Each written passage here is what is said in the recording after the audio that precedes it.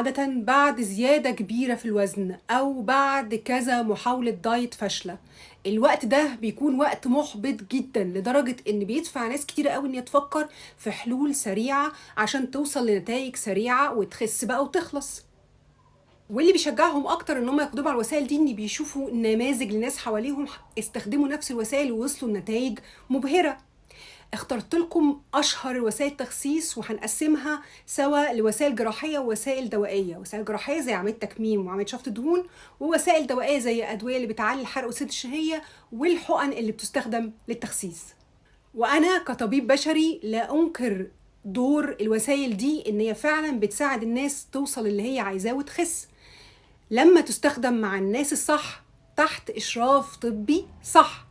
لكن في نفس ذات الوقت من أبسط حقوقك على نفسك إن أنت تعرف التمن اللي هتدفعه مقابل اختيارك لوسيلة من الوسائل دي، سواء بقى التمن عاجلا أو آجلا.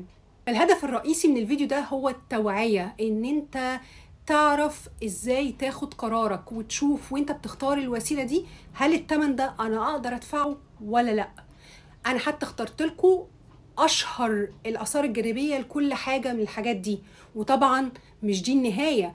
انت لو هتختار الوسيله من الوسائل دي لازم تفضل تعمل بحث مفصل مستمر وعميق وتسال وتاخد وقتك جدا لغايه ما توصل للقرار الصح، لان الصحه مش بعزقه. اولا التكميم، وهو اجراء جراحي بندخل فيه اوضه العمليات، بنقص جزء من الجهاز الهضمي عشان نقلل حجم المعده. في بقى اثار جانبيه زيها زي اي عمليه جراحيه، ودي حاجه جنرال يعني زيها زي اي عمليه جراحيه، هو ان مثلا لا قدر الله يحصل التهابات، انفكشن، نزيف، او لا قدر الله وفاه. ليه بقول المقدمه دي؟ عشان اوصيكم ان انتوا تختاروا جراح شاطر سمعته معروفه، جرب حالات كتيره في مستشفى نظيفه، ادوات نظيفه، وحاجه كده لا غبار عليها. وخدوا وقتكم في البحث ده لان الحاجات دي المفروض اصلا نتفاداها وما تحصلش. الحاجات بقى مخصوصه للتكميم، كون الجهاز الهضمي اتقص منه حته فده هيأثر عليه كما وكيفا. كما يعني مش هتقدر تاكل زي الاول، كميم زي الاول، طبعا ده الهدف من التكميم. لكن الموضوع ممكن يوصل لمرحله انا بسمع ناس حتى تقول لي انا ياكل صباع كفته يشرب بقين ميه، ما ينفعش اتنين مع بعض. كيفا بقى ان الجهاز الهضمي ما يبقاش عنده القدره انه يهضم البروتين زي الاول، ما يبقاش عنده القدره لامتصاص الفيتامينات والمعادن زي الاول. طب ده هيأثر علينا ازاي في المدى القريب والمدى على المدى القريب؟ ممكن يبقى فيه ترجيع، تعب، ارهاق، ضغط واطي، وده طبيعي جدا في الاول ومعظم الناس بتعديه. على المدى البعيد لو الناس ما اتبعتش نظام غذائي سليم بيحصل نقص شديد في الفيتامينات والمعادن، وللاسف كمان الكتله العضليه. فالشكل النهائي هيبقى انت خسيت لكن شكلك تعبان ومرهق وعاجز، يعني هتقول ده خس بس شكله وحش وكمان ما عندكش طاقه وحرقك في الارض. انصحكم ان لازم نتابع مع طبيب تغذيه من اول يوم العمليه لغايه ما نوصل للوزن اللي احنا عايزينه، يكون ملاصق ليكوا طول رحله نزول الوزن، علشان احنا عايزين نوصل اللي احنا عايزينه باقل الخسائر الممكنه، والثمن اللي ندفعه يكون ثمن هين. شفط الدهون وهي عمليه بندخل فيها العمليات بتتم تحت بنج موضعي او نصفي او حتى كلي حسب الحاله. اهم حاجه تعرفها عنها ان هي مش لنزول الوزن، دي لنحت الجسم، تغيير شكل الجسم. تمام؟ طيب فلو كنت تستعملها عشان تخس بيها دي مش بتاعت خسان، دي بتاعت نحت. ففي اماكن مش هينفع فيها شفط الدهون زي دهون الاحشاء اللي هي الكرش. في حاجات لازم تعرفها، ان البوست اوبراتيف كير او الرعايه بعد العمليه في اهميه العمليه نفسها، فلازم نسمع كلام الطبيب اللي هيقول لنا عليه. هنلبس مثلا كرسي، وكرسي بيبقى ضيق وبنلبسه فتره طويله اب تو ممكن شهرين حسب ما الطبيب يقول.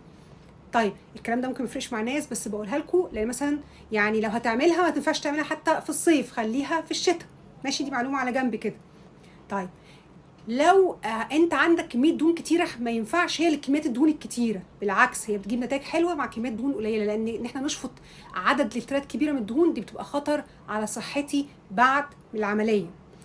ثانيا ما ينفعش اكل عادي، لان انت لو تخنت بعد العمليه ممكن جسمك يرجع يوزع دهون في اماكن انت ما كنتش متعود تتخن منها، الادويه اللي بتسد الشهيه وبتعلي الحرق.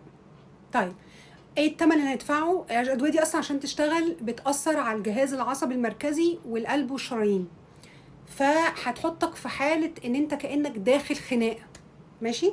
طيب فهنحس بايه؟ ممكن يبقى فيه صداع، عصبيه شديده، اكتئاب، مش عارفين ننام، ولو نمنا فيه كوابيس، ريقنا ناشف بطريقه مبالغ فيها مهما شربنا ميه، امساك شديد لدرجه في ناس فعلا ممكن تقعد بالاسابيع ما تدخلش الحمام، وارتفاع في ضغط الدم او انخفاض في ضغط الدم في بعض الاحوال بتحصل. والاهم ان نبضات القلب بتتاثر، سواء ان يبقى نبض سريع او في رفرفه اللي هو نبضات اللي تبقى حاسسها كده، ده احساس مزعج جدا.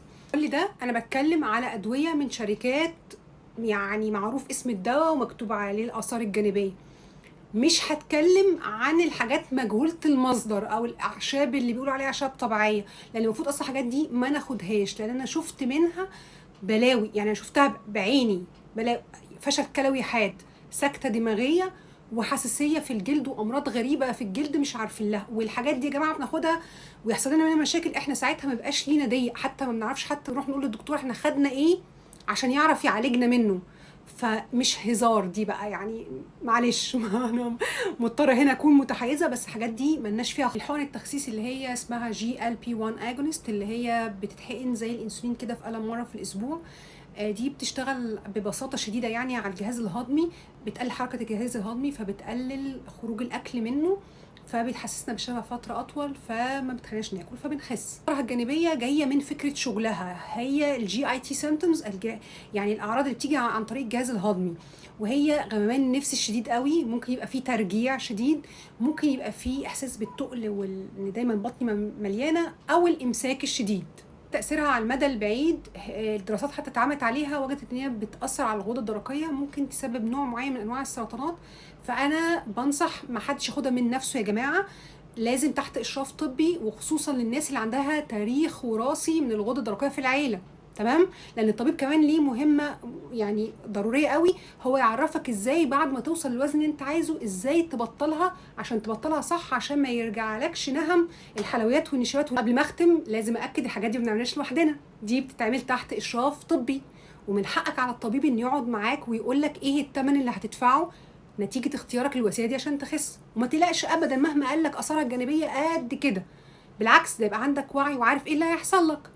اقلق بس في حالتين، لو قالك ان الحاجه دي مالهاش اي اثار جانبيه، او لو قالك الثمن اللي هتدفعه انبوكس.